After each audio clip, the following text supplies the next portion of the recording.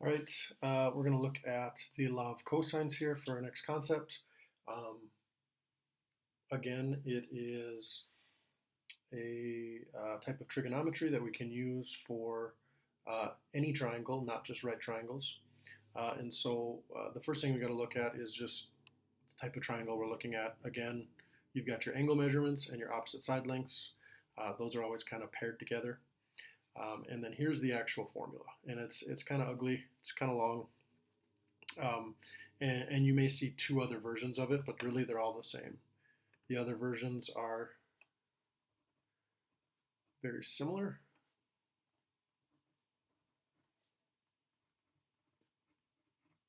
but it all just kind of has to deal with what side length you're working with.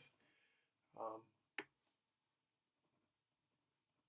you can kind of see the pattern in the formulas.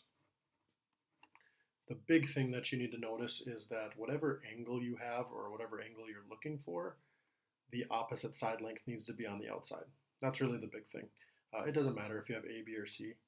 Um, it just matters that you have the correct side length on the outside. So the first thing we're going to do is go ahead and look at finding a side length in a triangle using the law of cosines. So when we're using the law of cosines, we don't have a pair of opposite angles and side lengths like we did with law of sines. So we have to use this. I'm not going to make you determine between the two, but that is why. So I'm going to set that up, and I'm going to write my second formula just because that's kind of what we're looking for. We're looking for b. So I've got b squared equals a squared plus c squared minus 2ac times the cosine of b. Just a quick reminder, the lowercase letters are side lengths and the uppercase letters are angle measurements. That's always the case when you're working with the law of cosines or the law of sines. So we'll go ahead and plug that in. We don't know b, the lowercase b, so we're going to leave that as that. A and C are just going to be the two side lengths that you know. It doesn't matter which one it is, but ultimately I'll go 15 squared plus 20 squared minus 2 times A and C.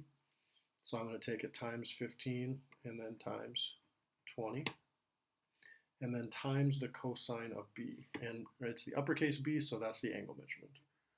So I'm going to say the cosine of 124 degrees. Okay, so since I'm finding a side length, it's a pretty straightforward process. I'm just going to go ahead and do all of these operations. So b squared is going to equal 15 squared, which is 225, plus 20 squared, which is 400, minus 2 times 15 times 30, 2 times, or 20, excuse me, 15 is 30, 30 times 20 is 600, times the cosine of 124.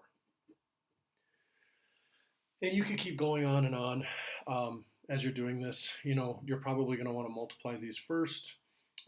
If I go order of operations, which I'm going to show you here just so you guys see how that all works out, because most of you are using your phone calculators, I can go ahead and add these two together, and I get 625 minus 600 times the cosine of 124 degrees. The biggest mistake that people make is they will go and go 625 minus 600 and then go 25 times the cosine of 124. I can't do that. I have to follow the order of operations, so I need to multiply first. So I need to take 600 times the cosine of 124.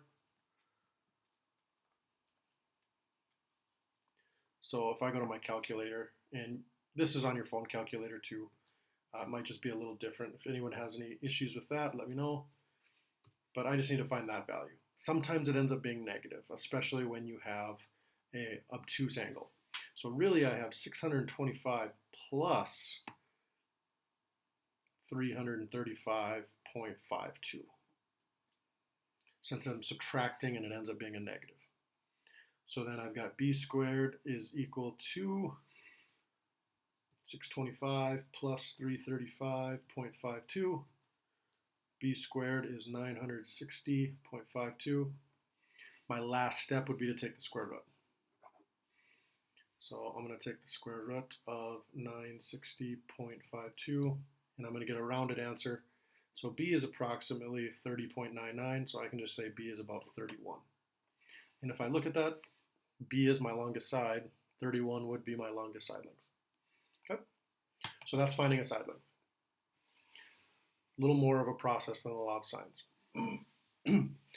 Next part is finding an angle measurement. So I'm going to write out the formula again. It doesn't really matter which one I use. I'm going to write the original one I had up top.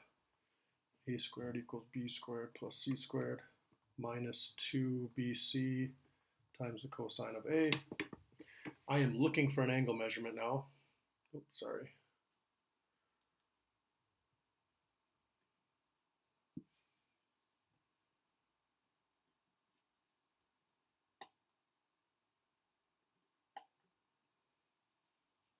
There we go. I am looking for an angle measurement, so I'm going to be looking for that. So this one's going to be a little bit more of a process. So since I'm looking for A, and that's this angle right here, my opposite side length has to be on the outside. It has to be that A squared. So I'm going to go 19 squared, since that's the one I want to find. If I was wanting to find this one, 14 would be on the outside. So I'll put my other two on the inside here.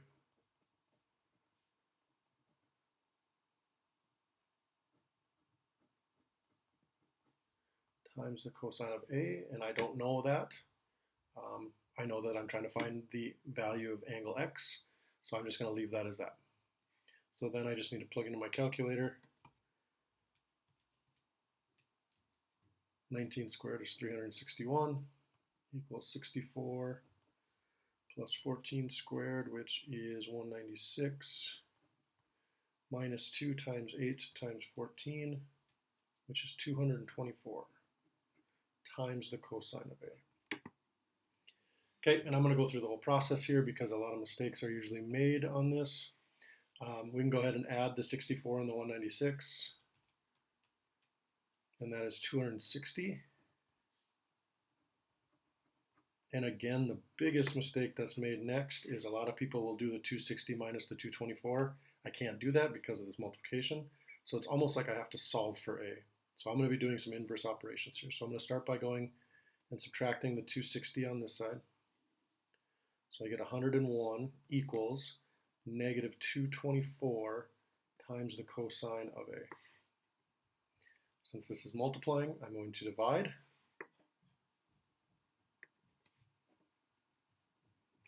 And so really I have 101 over negative 224 equals the cosine of A.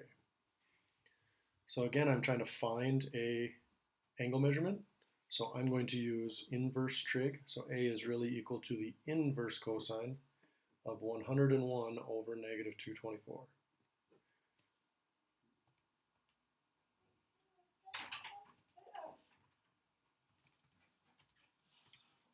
And my answer is 116.8 degrees.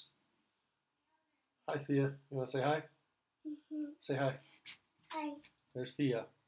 So our angle measurement for X in this situation would be 116.8 degrees.